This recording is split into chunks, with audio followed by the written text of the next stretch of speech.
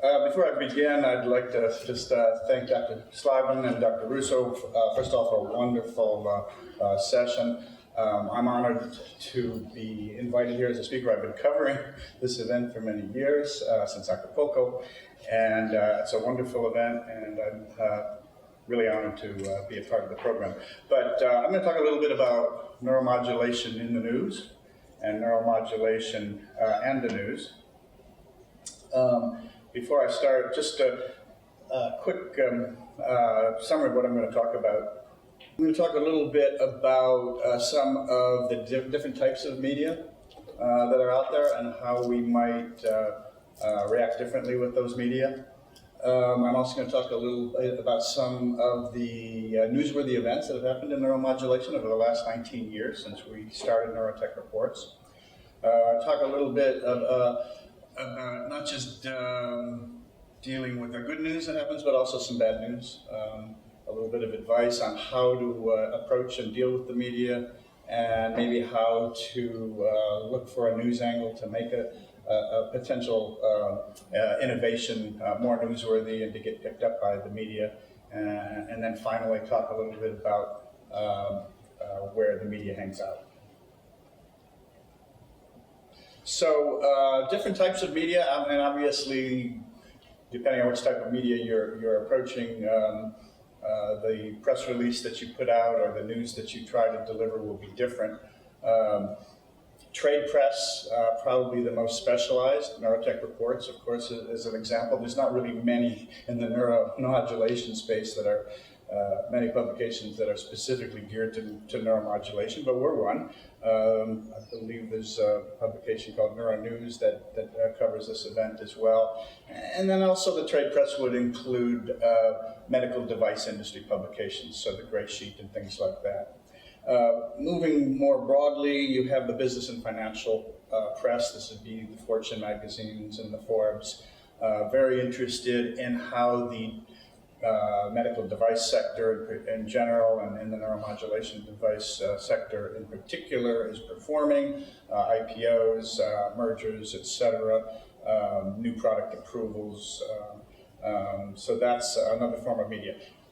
Again, moving more generally, the newspaper, daily newspaper, press are going to be more interested in healthcare issues in general. They're going to be interested in financial news, but less concerned about some of the nitty-gritty compared to the financial press. And then, of course, we've got broadcast, and now, as we saw from our previous keynote, blogs and social media taking up a new form.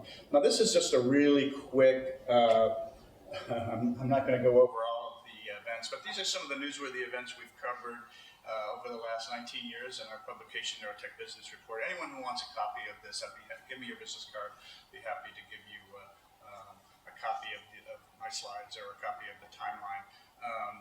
So I'm going to highlight a few of these events just as an example of things that we might consider newsworthy.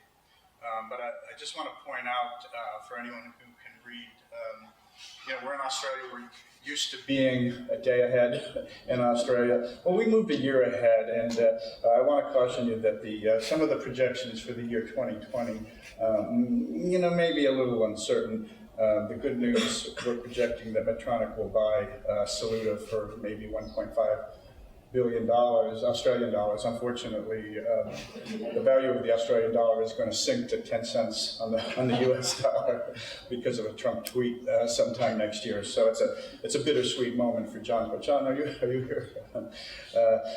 At any rate, let me just highlight a few events that we've covered that we've thought were groundbreaking or newsworthy or seminal in some respect. And one I'm going to mention is Christopher Reeve. One of the previous speakers mentioned his role in pushing forward new therapies on a faster timeline. And he was, in a lot of respects, he was a motivator for the neuroprosthetics field, for many of the researchers involved with spinal cord injury. And his push while he was alive is, hey, we want to get devices, we want to get therapies to market sooner. And of course, what he wanted was a therapy, a cure for spinal cord injury in his lifetime. Unfortunately, he didn't get to see it, but what he did get to see were some improvements in breathing. And in 2003, he was implanted with this experimental phrenic nerve or diaphragm pacing system that came out of Cleveland Clinic and Case Western Reserve.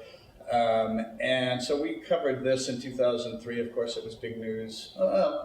Maybe not huge news, but it was picked up in the general press as well. But the other reason why this was significant to us is because Christopher Reeve and a lot of people, high-profile patients with paralysis in the past had been looking to the pharmaceutical industry for cures to paralysis. And even Christopher Reeve in the early days was really not a big proponent of neuroprosthetics or neuromodulation therapies. When the diaphragm pacing system came about, he became a believer. It really converted Christopher Reeve from one who was primarily pushing for a drug cure to now could see the value in device interventions, could see the value in neuroprosthetics. So we thought that was significant.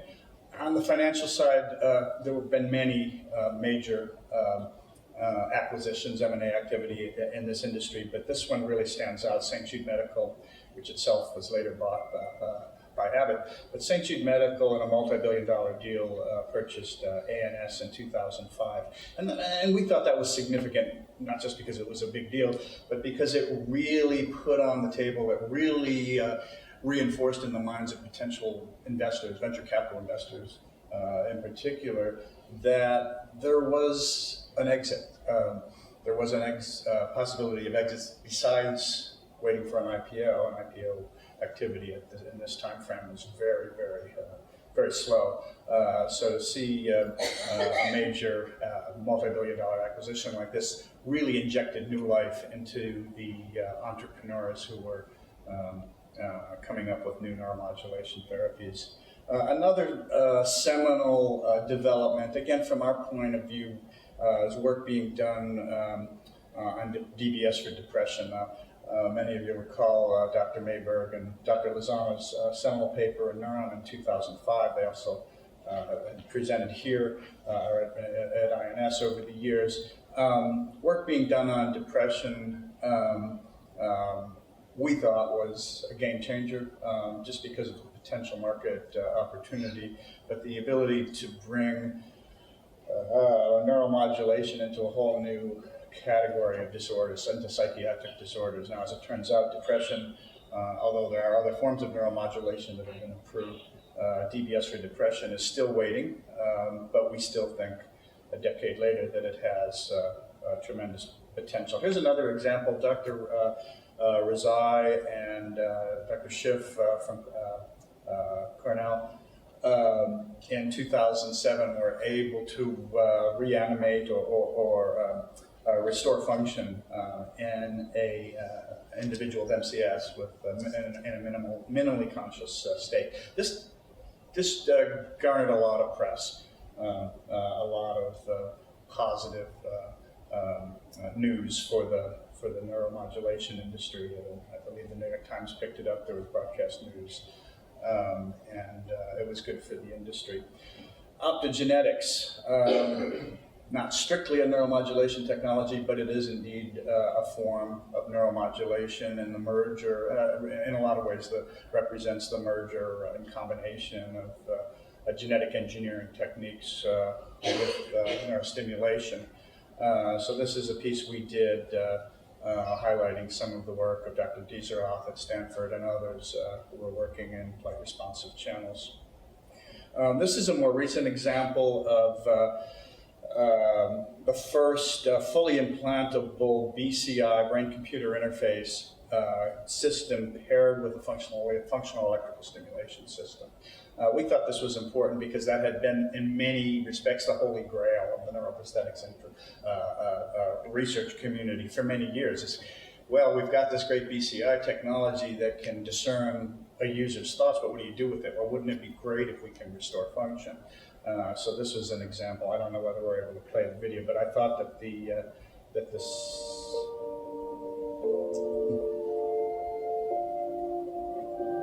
thought they did a great job on this video.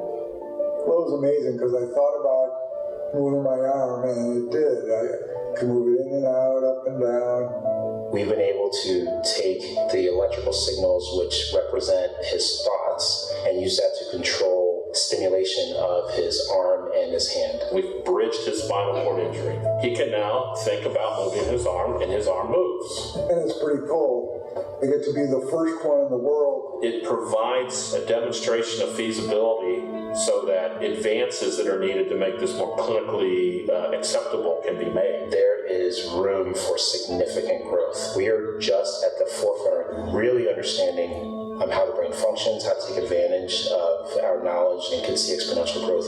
I'm always wanting them to do more. Seeing the possibility is one of the biggest goals. You know, yes, I'm injured, but it's not like my life stopped when I got injured. It's going to help out a lot more people for years to come.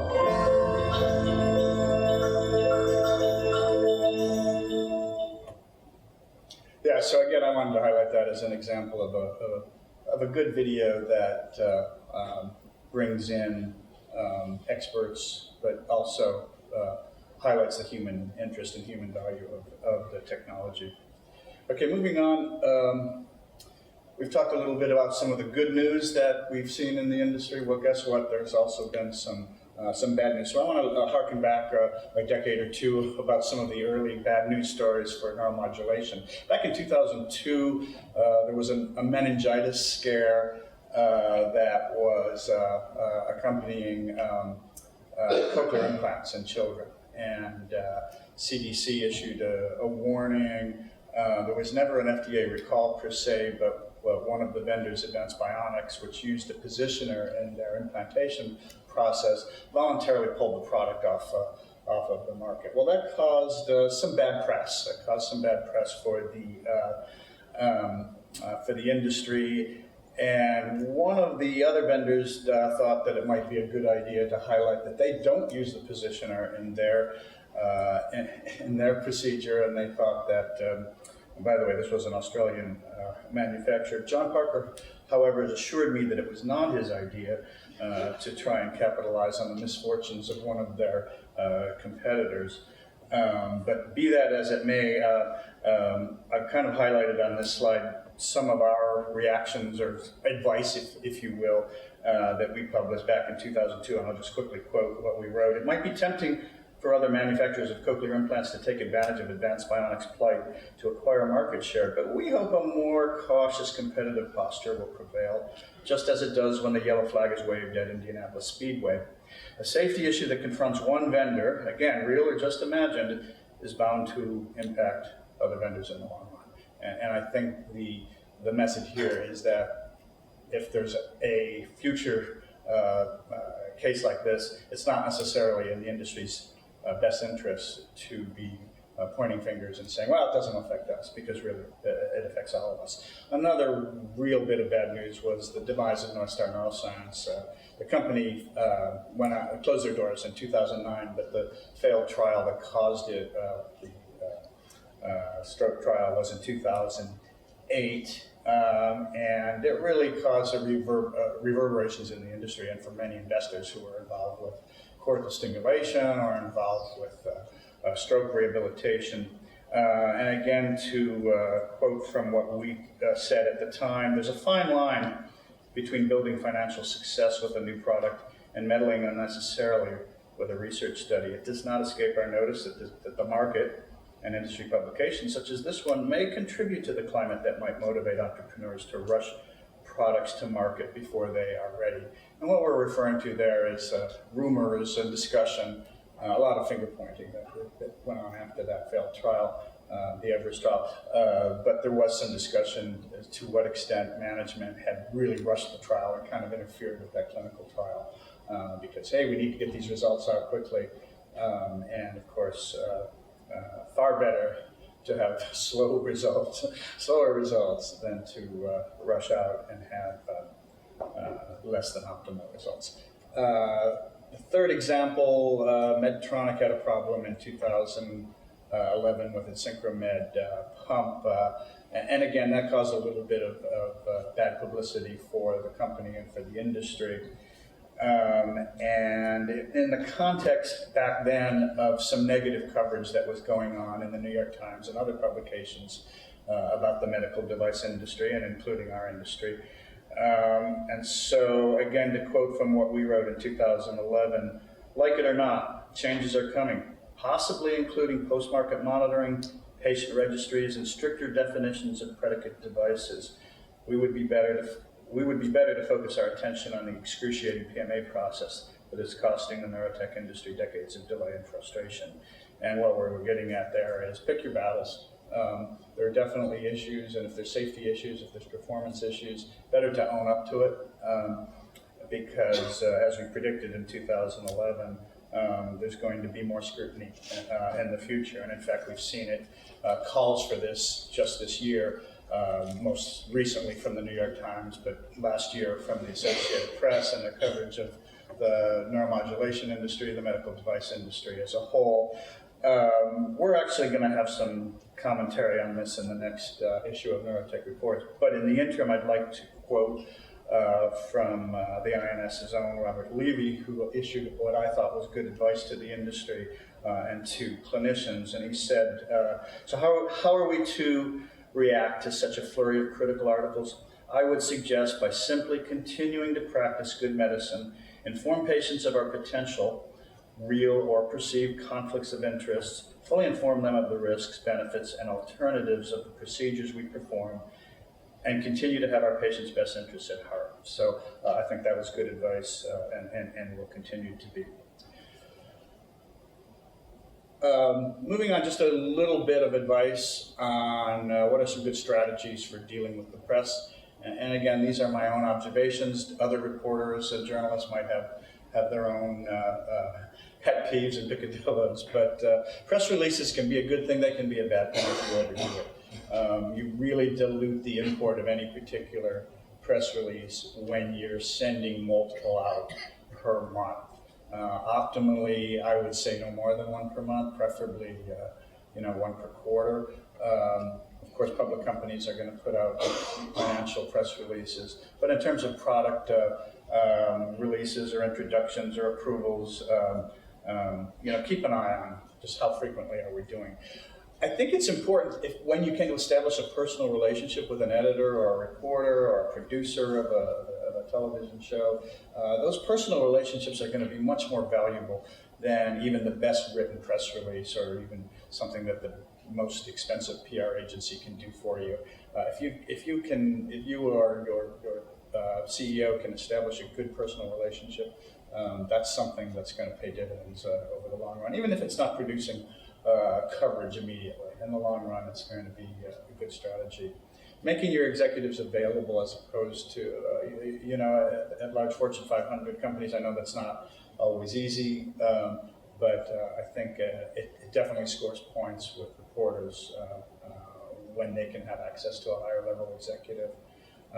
We see a lot of websites out there that don't necessarily have the most current content. So journalists, when they're doing a story, a lot of times they're starting with that website. They're looking to see what's newsworthy, what's happening. If you're not keeping it up to date, you could be missing out on a good opportunity for being covered in the next article that's coming out. Graphics and animation, very important. One of the reasons why I showed you the CWRU BCI FES video, because I thought that was really well done. It was well produced. I don't know if it was done in-house or if they went out for it, but graphics, particularly in the age of blogs and broadcast, producers love to pick up on those things. So any kind of animation or video that demonstrates what's happening to a lay reader or viewer, that's going to be really valuable. Finally, consider using an embargoed release if you are trying to dangle a little bit of incentive in front of a journalist. They'll usually pick up on that, especially in a competitive news environment. Hey, we can get you this story, a week, a couple weeks, even a couple days before it's announced to the world. Would you like it on an embargo? There's no guarantee it's going to get you the coverage that you want, but it could be a tool to help you know, get an article because that reporter or that journalist is kind of making a deal with you. Yeah, give us the news early so we can get it ready. That's only going to work if it's a significant news story. If it's something minor and trivial, they're going to laugh it off. But if it's something valuable that you'd really like to get coverage in a particular publication, one that you like, one that you think is going to treat your company fairly or treat the therapy fairly, that's a strategy you can do. How do you find a good news angle? Well, you know, one thing I recommend, study reporters' archives. Look at the articles they've done in the past, and that might give you an indication of who's going to be receptive to this news that's coming from your company. Is it a new therapy? Is it a new type of innovation in technology? So, you know, if you've been following general interest or general media coverage of the neuromodulation industry over the years, you know, you've probably seen who's writing the best articles. Ben Carey at the New York Times, for instance, or David Dobbs in Atlantic Magazine, and you see what kinds of pieces that they've done in the past. Might give you an opportunity to pitch a story to them that's really in their, you know, in their wheelhouse because they've already done coverage there. Look for a headline news hook. When I say headline news, I'm talking about things, a timely thing that's on, you know, that's in the papers that may not relate to neuromodulation or may not even relate to medical devices or healthcare at all, but it's something newsworthy. If this is a way you can tie it into to a sports figure or a political figure or an entertainer, etc., and it has genuine news value, that could be a way to find a news angle. Also consider regional significance. So it's something that might not be a national story, but has significance in a particular state or city. Maybe it's going to bring jobs because there's a new facility that's opening, or maybe there's a new therapy that is a disorder that's particularly prevalent in you know, let's say Florida or for elderly populations or other types of demographic angles. Finally, using third-party endorsements. Whether this is a scientific expert or whether it's a patient, but it's someone who's not necessarily affiliated with the company, someone who's giving an objective, independent endorsement of your therapy or product or technology or company, that carries a lot of weight. Finally, just a little discussion of where do you find reporters? Where do they hang out, and where's a good place to get some coverage? First of all, I want to compliment INS. As one of our previous keynotes pointed out, Nancy Garcia has been brought on to handle press relations and has done a good job with news outreach. But of course, an event like this isn't going to attract the number of reporters and journalists that you'll get in others. But I particularly like the Society for Neuroscience. They do a great job of attracting science writers, reporters, business press to come to their annual meetings, and they usually do a good job with press conferences. At these press conferences, you're going to find all the science reporters and editors who are interested in covering developments in neuroscience. And over the last couple of years, SFN has done a good job of integrating neuromodulation and neuroprosthetics into their program. AAAS, again, very broad scientific organization, but they also have a very good relationship with the science press, with the media, and you'll find a lot of the key journalists covering science and healthcare go to their annual meeting. The J.P. Morgan Healthcare Complex, it's really more than just one conference anymore, the first week in San Francisco. It's a zoo, but a lot of healthcare media comes out, not just for the J.P. Morgan conference itself, but many other events surrounding it, many other healthcare. There's a biotech showcase, a medtech showcase, there's a neuroscience investment forum, there's any number of investment meetings going on, and there's where chances are you're going to find a lot of the healthcare press. CES used to stand for the Consumer Electronics Show. It's really become a technology show in and of itself, but in recent years, digital health has become a key theme. In fact, there were at last year's, or I guess at this year's CES, some of the board members from NANS, the North American Neuromodulation Society, decided to team up and did an event with them, and there's talk that there may be a reciprocal event at next year's NANS meeting in Las Vegas. So a lot of interaction there between the consumer press, digital health, and consumer neurotech. Finally, this isn't an event per se, it's more of a website, but Eureka Alert, I really am a big believer. It's a great website for journalists and for vendors and also research institutions who want to put out news. It's a vetted source, so you're not going to get reporters know that they're going to get some good information there, and that it's probably significant. I believe there's a small cost involved in putting press releases out, but I think it's one of the best in terms of attracting attention from science reporters and journalists. So I just want to wrap up with a little bit about us, Neurotech Reports. We've been covering this industry for 19 years. We started in 2001 with our Neurotech Business Report newsletter. We have a display table down on the floor. It's ET4. Please come visit us and we can tell you more. I also want to mention our database of neuromodulation products. This is a benefit for subscribers to our newsletter. But guess what? We have an arrangement with INS. You don't have to subscribe to our newsletter. You get it for free. If you're a member of the INS, you can actually access our database of neuromodulation products from the INS website through the member portal.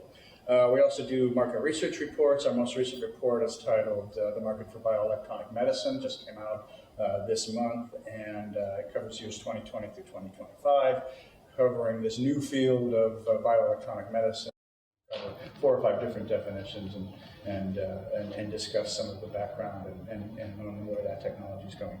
We also do conferences. Our next conference is the Neurotech Leaders Forum, our 19th year in San Francisco, November 4th and 5th. We'd love to see you out there. We are also recruiting speakers for the agenda, so if you're interested, please come see us. Finally, we do some paperback and ebook publishing. This book, Bionic Pioneers, Jennifer French and myself authored, where we looked at 10 users of neuromodulation. We call them the pioneers. Yes, the investigators and the neural engineers devising these systems, they're important. But really, where would we be without the pioneers who said, I'm willing to put my life and limb on the line and be a participant in a clinical trial of a new therapy. And so we profile 10 of these users for different neuromodulation therapies for different disorders. So this is who we are. Besides myself, I really want to plug my co-workers, Jen French, who's our senior editor, who's been covering this industry for a long time, is also a user. Jeremy Koff, who's been in the industry for a while and helps us on our market research reports, Jojo Platt, and our newest contributor is Margot Puerta, who used to be the editor of the journal Bioelectronic Medicine. So that's us. I want to again thank you for inviting me to participate. Be happy to take any questions, and please come see us downstairs at ET Table 4 on the floor. And again, anyone who would like copies of my slides, give me a business card. I'd be happy to send that out. Thank you very much.